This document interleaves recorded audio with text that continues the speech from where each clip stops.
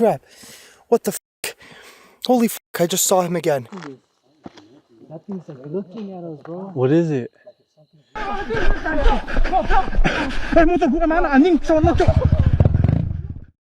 Venturing into the woods alone at night can be terrifying, but what happens when you encounter someone or something you'd rather never meet? Like this first encounter, for example, captured by the creator behind the channel Into the Wild. Meet 5 friends who set out early one morning for nothing more than a peaceful bike ride through a quiet forest. It was supposed to be simple, just fresh air, dirt trails, and the kind of calm that only deep woods can offer. Riding at the very front of the group was Arif, the most experienced of the 5 and the one who knew the area best.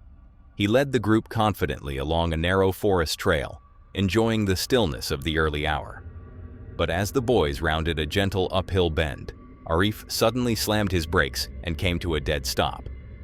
Confused, the others looked ahead, only to see him frozen in place, staring at something none of them had noticed.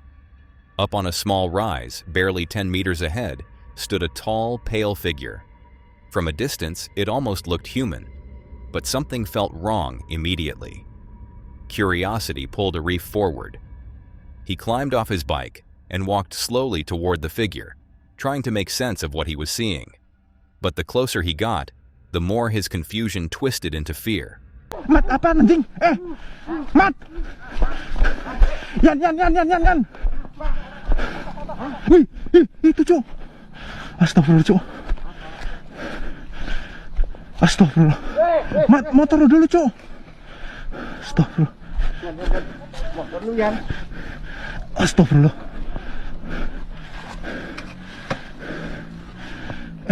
Yan, sini Yan. Misi.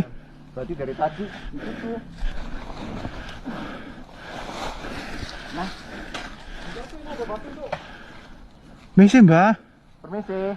Mat, samperin aja Mat, nggak apa-apa Mat. Nggak apa-apa Mat. Nggak apa-apa Cuk. Goblok.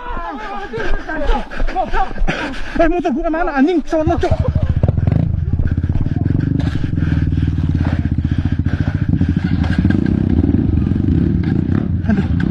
Aduh anjing. The face wasn't right. Its posture was lifeless, as if it were caught between standing and collapsing, like a shell that didn't belong to this world at all. Before Arif could take another step, one of his friends sprinted toward him. The name alone sent a chill through the group. Hearing the warning, Arif's courage vanished. He turned and ran, abandoning his bike in the dirt. But the figure on the hill simply remained there, upright, silent, and watching. Terrified, the group grabbed their bikes and sped back the way they came, their hearts pounding as every shadow around them suddenly felt alive. They didn't stop until the forest was far behind them and the safety of home finally came into view. Nobody was harmed, but each of them carried the same question. If the figure wasn't human, what was it doing watching them from the top of that hill? Meet the creator behind the YouTube channel, The Men's Life. Known for his solo investigations into some of the most chilling and remote locations, this explorer consistently pushes the limits to capture evidence of the unknown. From ghostly whispers to unexplained sounds, his journeys into the dark are not for the faint of heart. But on this particular night, his return to a notoriously haunted location would test his courage like never before. The investigator arrives back at the Caribou Mines wildlands, an infamous ghost town rumored to be the territory of a mysterious cryptid beast. This time, he is completely alone, accompanied only by his loyal dog, Kiki, as he prepares for a long and potentially dangerous night. We just got to the Caribou Mines area. Yes, we are back tonight at the Caribou Mines wildlands, aka the Caribou Mines ghost town. This is a location where there is said to be a cryptid beast that resides. No one knows what it is, locals don't know, and this has been dating back from the early century, and today we're gonna take it on by ourselves, and by we, I mean me and my baby Kiki.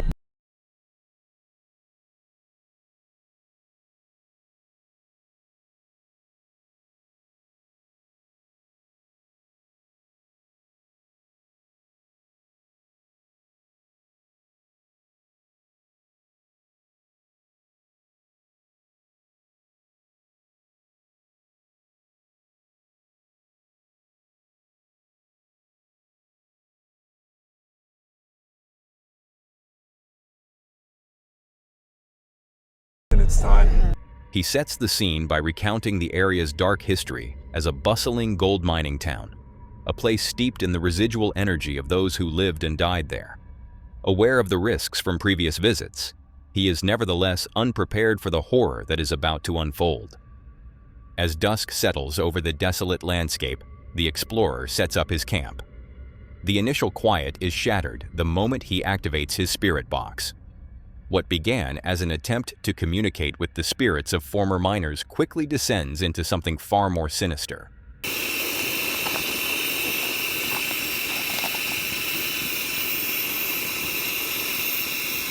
May I touch you? Whoa, no! No, you may not. May I I'm touch you? afraid to talk.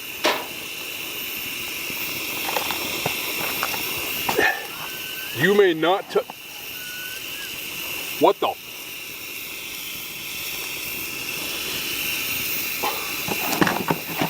You may not touch me, man. They do rituals. They do rituals? A clear, disembodied voice emerges from the static, asking to touch him and ominously mentioning rituals, immediately casting a dark shadow over the investigation. The paranormal activity rapidly escalates. The spirit box begins to issue stark warnings, telling him he needs to be careful and referencing a nearby graveyard. The atmosphere grows heavy with dread until the tension snaps. An unseen force physically pushes an object at his campsite. Jesus Christ. What the f was that? What the? You fucking serious right now?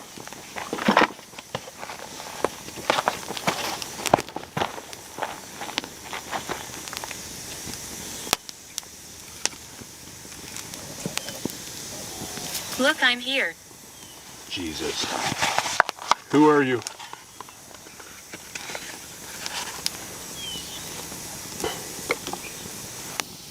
What the? What? Yo, something's going on. Somebody just pushed this off the thing.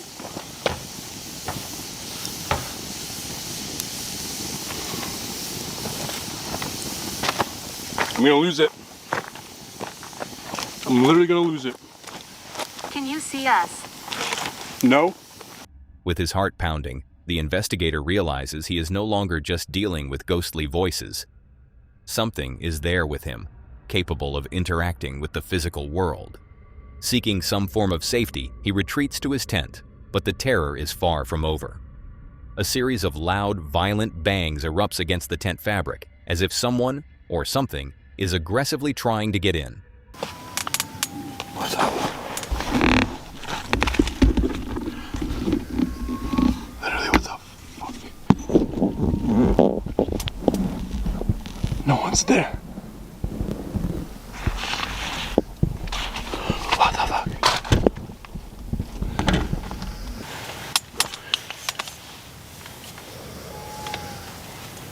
Yo, no one's there. What the? No fucking way.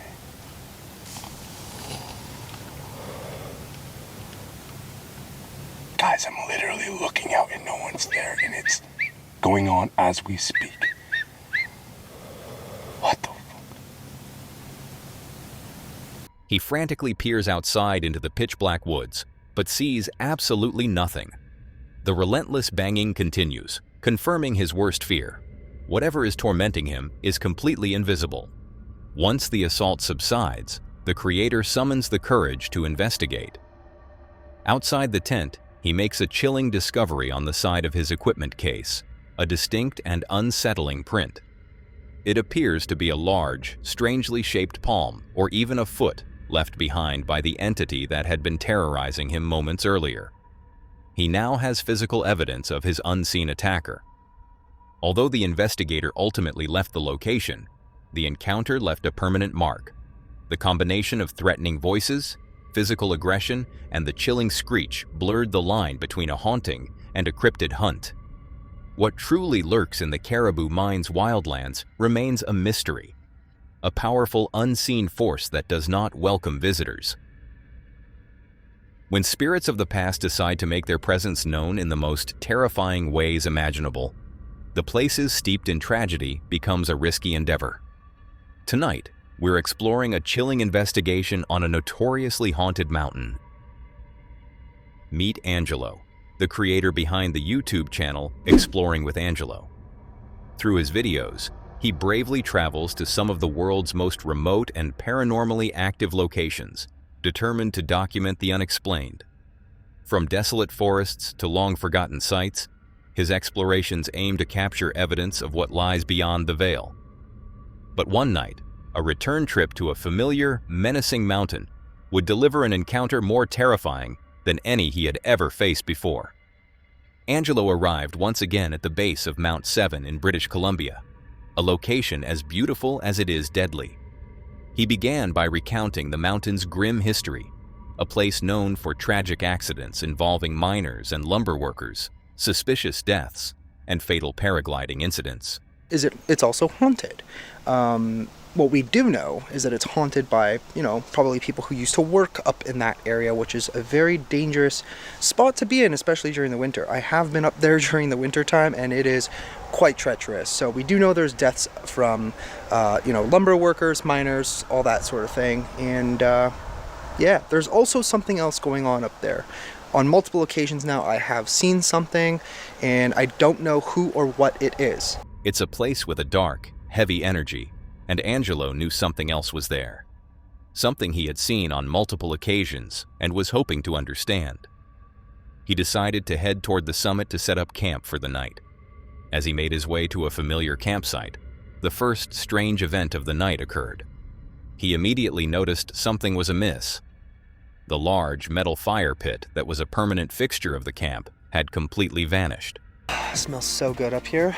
So I don't know if I'm tripping out or something, but I swear the fire pit is missing. What?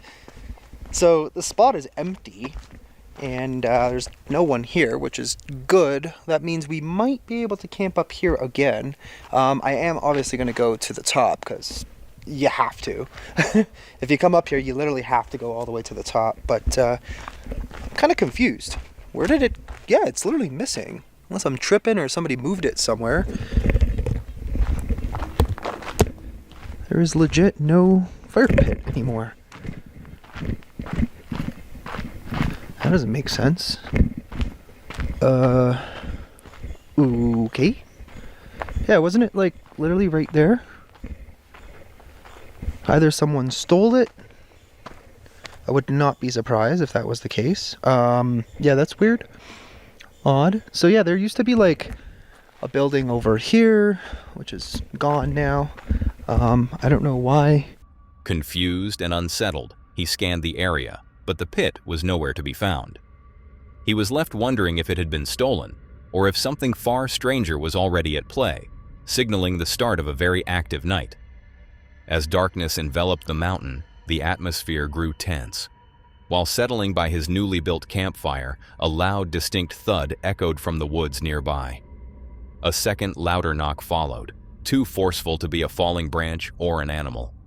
Grabbing his bear spray for protection, Angelo decided to venture into the pitch-black woods to investigate the source of the unsettling sounds, his camera capturing his cautious steps into the unknown. Deep in the woods, his flashlight landed on an impossible sight. The missing fire pit inexplicably moved dozens of feet away from the campsite and hidden in the trees. Baffled by how it got there, he began to head back, only to be startled by a loud crash from his camp. He rushed back to find his heavy camping table, and his tripod had been violently thrown over.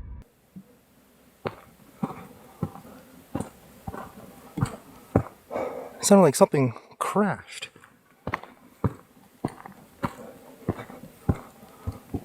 What was it?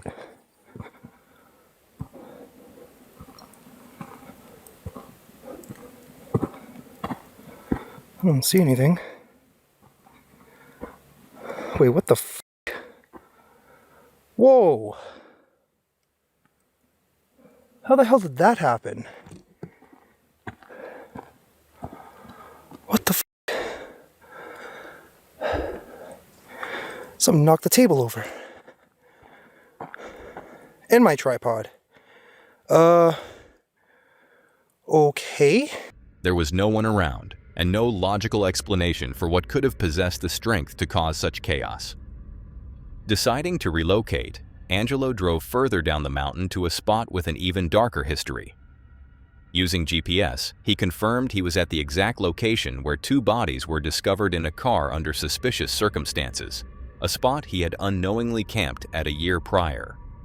As he began to explore a narrow, eroding road nearby, the night took its most terrifying turn. First, a piercing scream ripped through the silent forest. He called out, but there was no response. Moments later, another scream echoed from a different direction.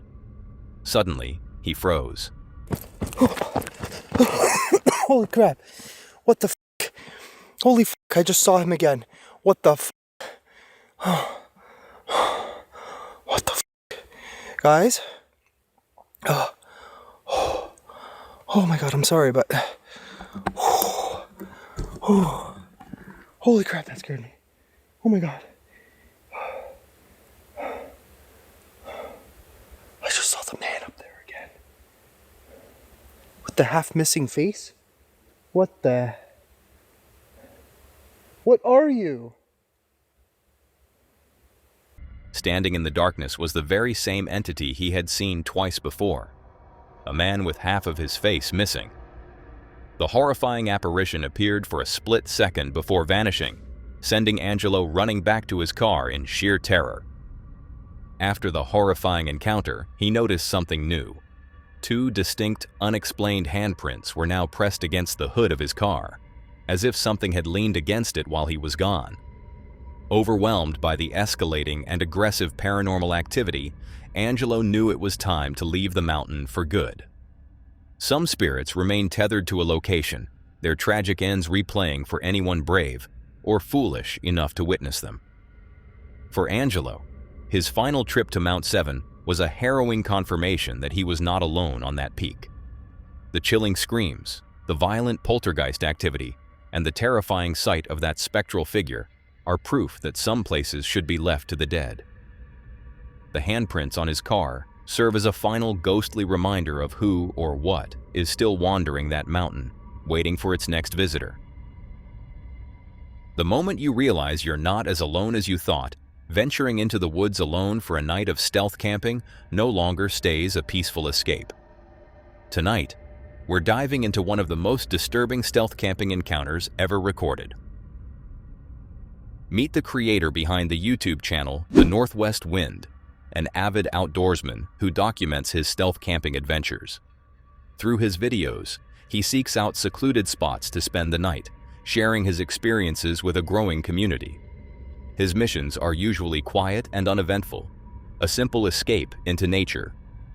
But on this particular night, he would come to understand just how vulnerable one can be when the silence of the woods is broken by an unwelcome presence.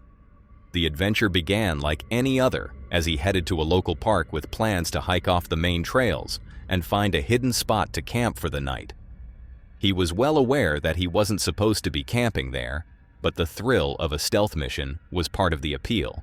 It just blows my mind that time has gone by so fast. Tonight, we're camping at a local park, dog park, walking trails, hiking trails. I'm gonna go off the trail into the woods.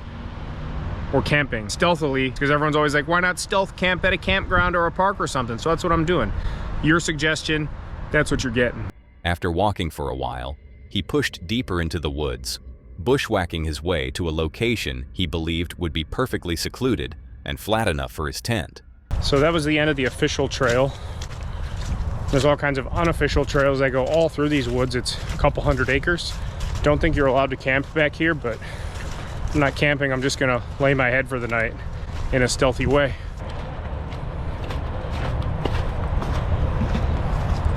And it's like humid from all this rain. My sausages are sweaty.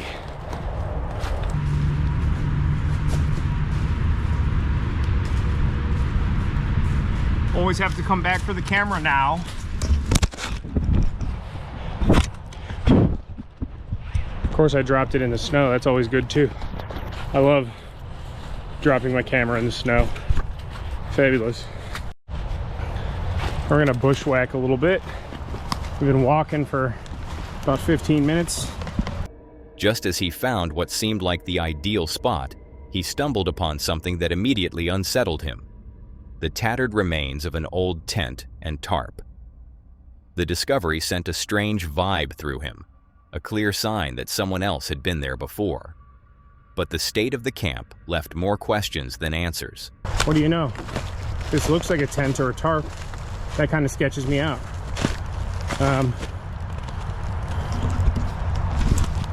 So that's the remains of a tent and a tarp. That means somebody's camped back here before. Now, it could have just been some young punks smoking dope. Or it could have been like an Asian Tony type character, maybe Asian Tony himself. That kind of sketches me out. I don't like the vibe I got seeing that. Despite the eerie feeling, he decided to proceed, setting up his new one-man bivvy tent and organizing his gear for the night. As dusk settled in and a thick fog began to roll through the trees, an unshakable feeling of being watched washed over him. He tried to brush it off while cooking his dinner, but the sensation was persistent, like a pair of unseen eyes following his every move. I don't know what it is here, but I keep feeling like somebody's watching me, and it's like very, very strong feeling, like hair on the back of my neck standing up.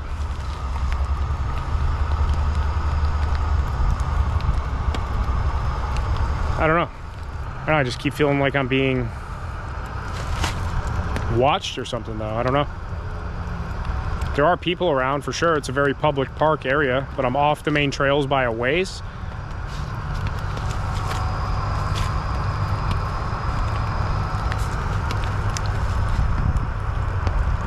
It's also very dead back here and foggy too. I don't know if the camera picks up the fog, but there's fog rolling in like everywhere. It's just kind of...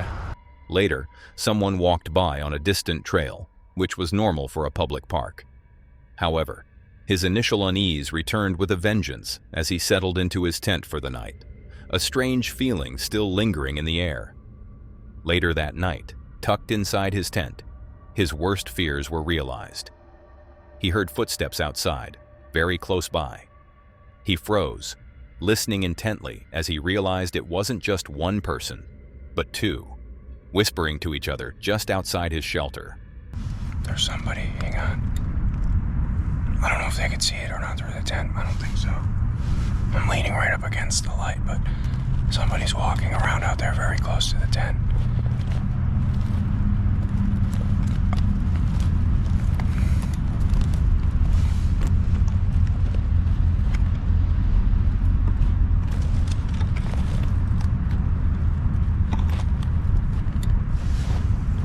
Somebody's out there. I don't know if they're coming this way or just walking around out there. I can't tell. Somebody's definitely walking around out there, though. Hang on. They're really close. They're like 10 feet away. I think there's two people. I can't tell. I can barely hear them talking. They're whispering. I think there's two people. Hello? His heart pounded as he called out, but his voice was met with silence, followed by the terrifying sensation of hands touching the outside of his tent. In a moment of sheer panic, the intruders began pulling on the fly, collapsing the tent on top of him. He scrambled out of the collapsed tent, shouting into the darkness as he fled for his life, leaving all of his gear behind.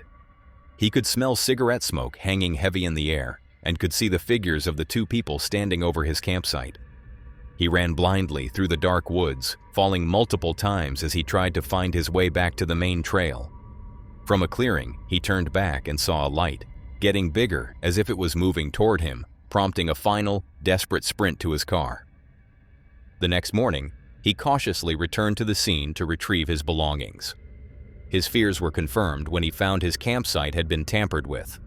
The tent stakes had been pulled from the ground, and his dry bag had been opened, proving that the encounter wasn't just a prank. Someone had intentionally messed with his gear. The chilling discovery left no doubt that he had been targeted. Although he escaped physically unharmed, the psychological impact of the night lingered. Who were those people, and what did they want? Were they just trying to scare him away, or did they have more sinister intentions? Had he not fled when he did, the night could have ended in a far more tragic way. One thing is certain, the woods are not always as empty as they seem, and sometimes the greatest danger isn't the wildlife, but the people you might encounter when you least expect it.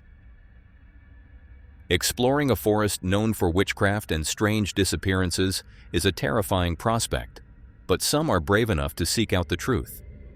Tonight, we follow one such explorer into the heart of darkness, where the trees whisper secrets and the night holds more than just shadows. Meet Franco, the fearless creator behind the YouTube channel Franco TV. His channel is a gateway to the world's most mysterious and dangerous locations, as he ventures into places others would avoid at all costs.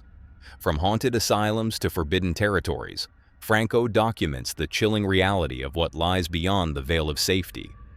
With a raw and immersive style, he brings his audience face to face with the unknown. But in one Argentinian forest, he and his friend Claudio would discover that some places are best left undisturbed. On a hot and humid evening, Franco returned to a notorious forest in Argentina, a place infamous for witchcraft, creepy seances, and a disturbing number of missing person cases. He was joined by his friend Claudio, who would be watching his back as they prepared to spend the entire night in the forbidden woods. I made it with Claudio. Claudio, ¿qué tal? Right now we're going to be going into the forest and we're going to be going deeper into there. I just waited for him to get back, but it is starting to get nightfall and the time is now 5:52. On top of that, we also found out that there's a bunch of missing people that go on missing through this whole forest. As night began to fall, their investigation started immediately. They soon discovered unsettling signs of the forest's dangers, including a massive, deep pit hidden just off the path, a potential trap for any unsuspecting visitor. Wow, that's dangerous. Déjame ver por aquí. The thing is, that's kind of dangerous because at the same time, at night, I probably wouldn't have seen that. I could probably slip in there and fall. But I don't know what that's connected to. So a lot of this just goes to show you that the forest just keeps going on and on. Their conversation turned to the grim local theories that the missing people may have been used for sacrificial rituals, a chilling thought that set a dark tone for the night ahead. Glad he was telling me a little bit more about the things that he was finding out about this place as far as missing people go. They are skeptical and thinking that maybe it could have been, what do you call that? They probably used people for like sacrificial stuff. And that's probably why they went missing. This is more like a missing 411 kind of location. As they pushed deeper, the signs of human presence became more frequent and bizarre. Discarded bags, old shoes, and even underwear hanging from a tree. The sounds of the forest began to shift as well. They started hearing distant voices and a loud bang, suggesting they were not alone. Franco decided to explore a long, narrow trail by himself, while Claudio took a short rest. The deeper he went, the more the forest seemed to close in around him. It was then that he saw it. A large black figure moving swiftly through the trees before disappearing completely. Shaken, he had no way of knowing if he had seen a person or something else entirely. The true nature of the forest revealed itself when they stumbled upon something straight out of a nightmare. A perfectly formed concrete staircase standing alone in the middle of the woods, leading to absolutely nowhere. Holy shit.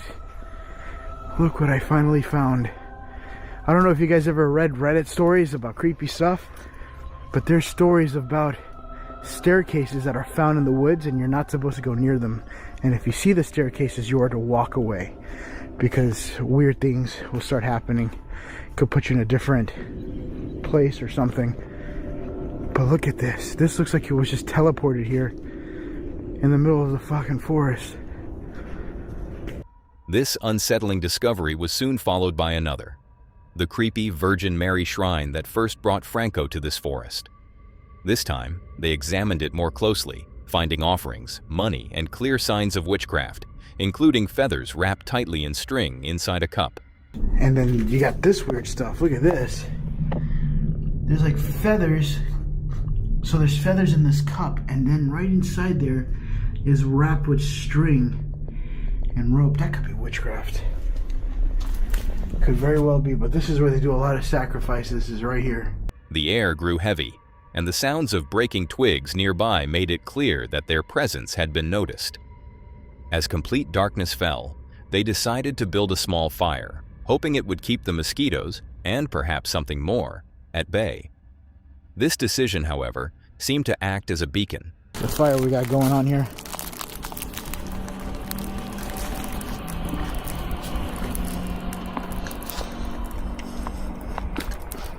It was really muggy and humid. But the good news is that this fire... Moments after the flames rose, a blood-curdling scream echoed from the darkness, followed by an eerie silence. You heard a scream? ¿Escuchaste un grito? Sí. También.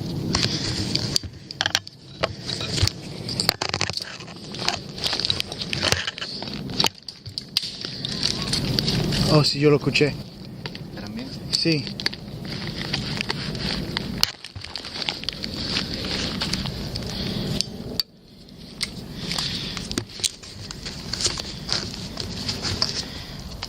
So we just heard a... The atmosphere intensified as new sounds emerged.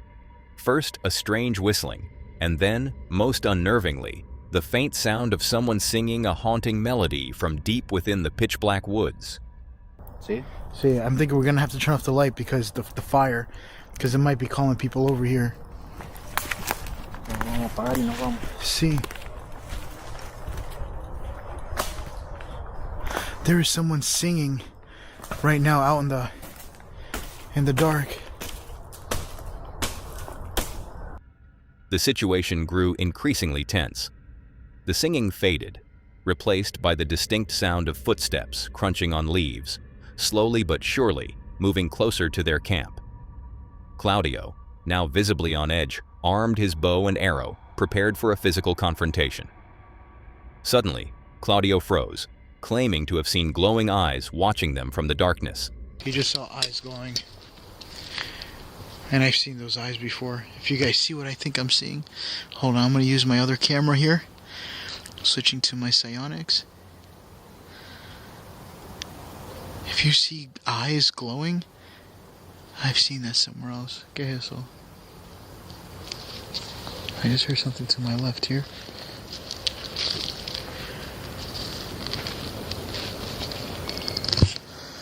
Oh, this is fucking creepy. Oh, yo lo tengo. In a desperate attempt to understand what was happening, Franco turned on an Ovilus device. The response was immediate and terrifying, with words like judgment and secrets filling the air before a chilling phrase came through. Children want to speak. Almost on cue, they both heard the disembodied voices of children whispering and giggling nearby. Children want to speak. There we go.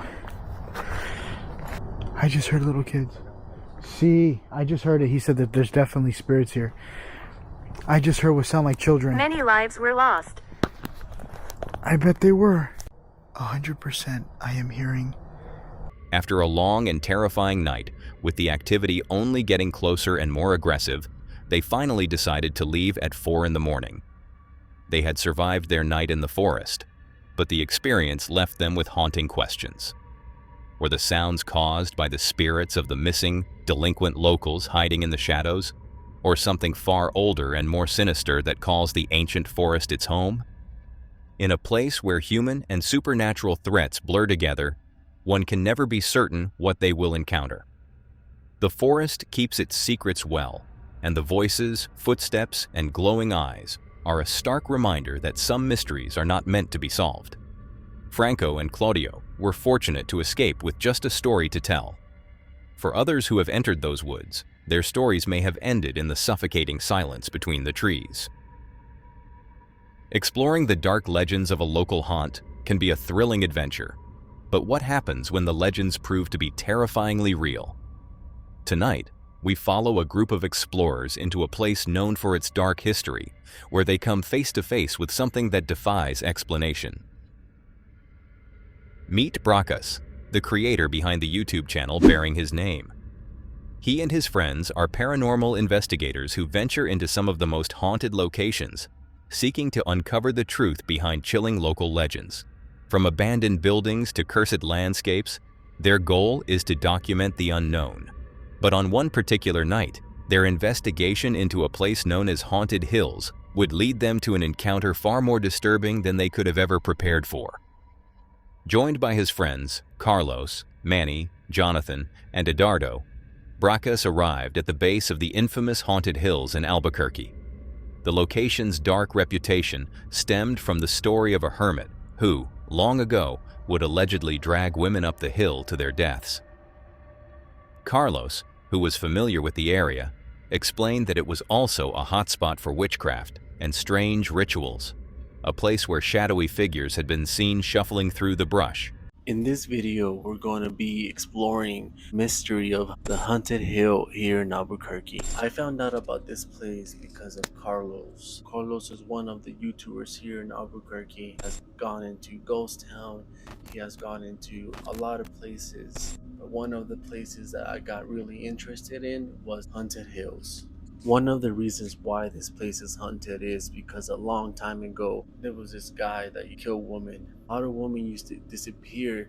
This guy used to drag him up the hill and kill this innocent woman. Basically, just from when I first started looking into it, it was basically about the main story was about this guy. He basically was like a hermit, from what I heard, and that he would like kidnap like mostly women.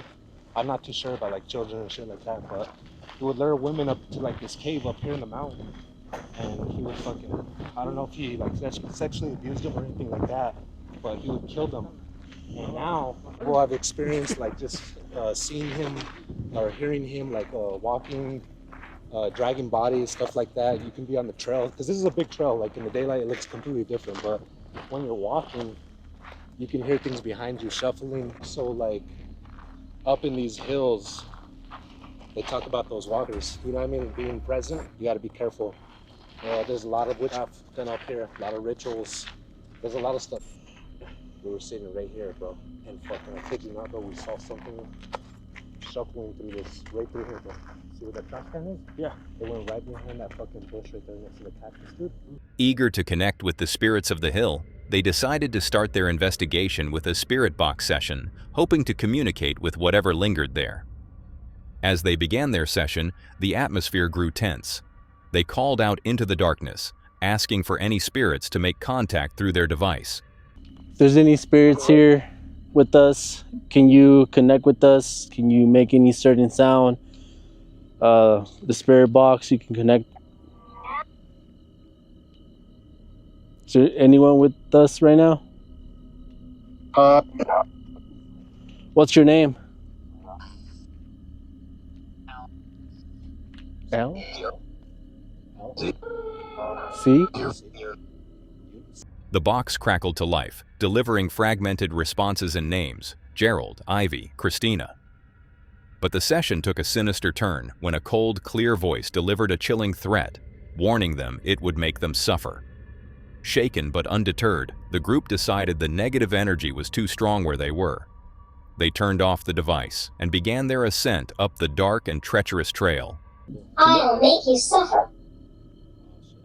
You're not allowed to do that. You're allowed to stay. You're not allowed to follow us home.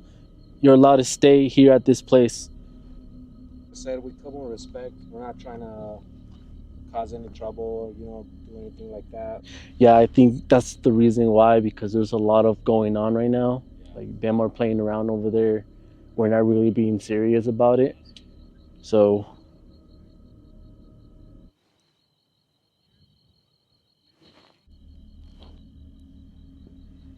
Christina, are you still here with us?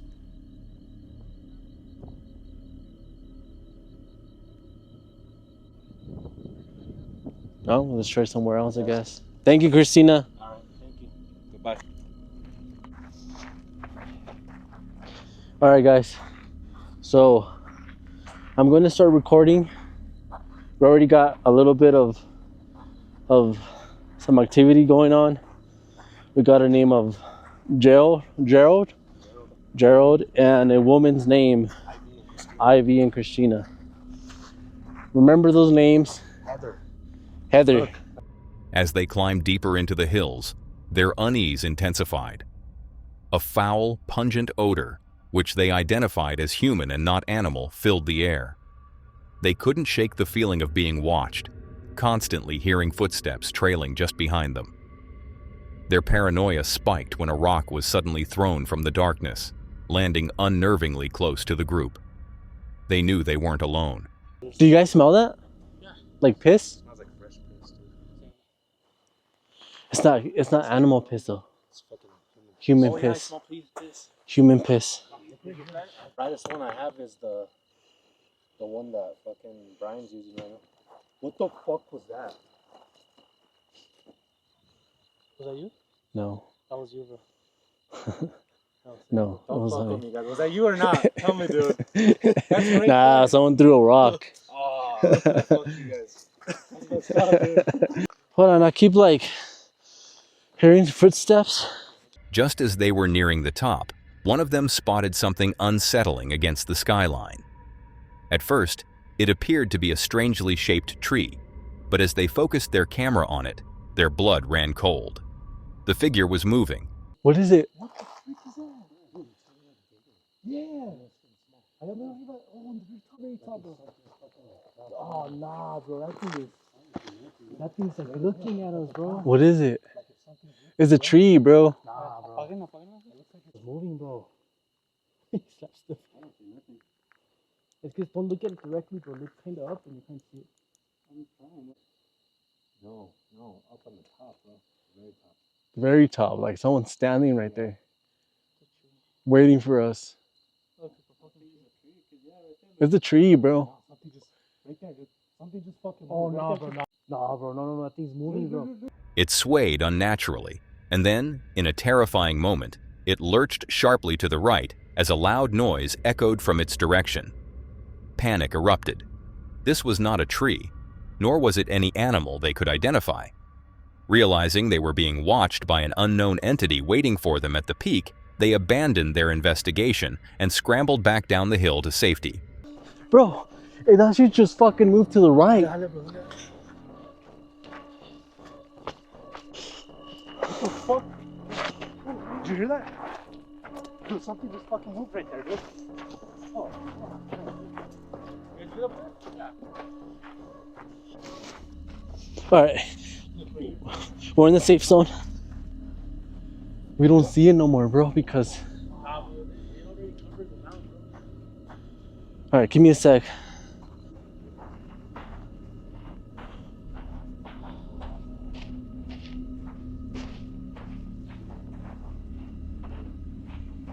I'm kind of upset.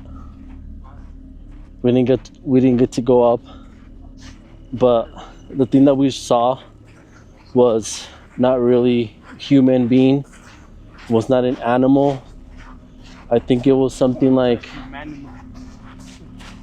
witchcraft shit. I think it was some witchcraft. Though they escaped the hills unharmed, the terrifying image of the moving figure remains burned into their minds. What was it that they saw waiting for them at the top of that haunted peak? Was it the spirit of the murderer, a demonic entity drawn to the rituals performed there, or something else entirely? They may have left with more questions than answers, but one thing is certain: they had a close call with an unknown force, and they won't be forgetting their visit to Haunted Hills anytime soon. Now that was all for today, folks. If you enjoyed these clips, subscribe to my channel and click to see more on the video on screen.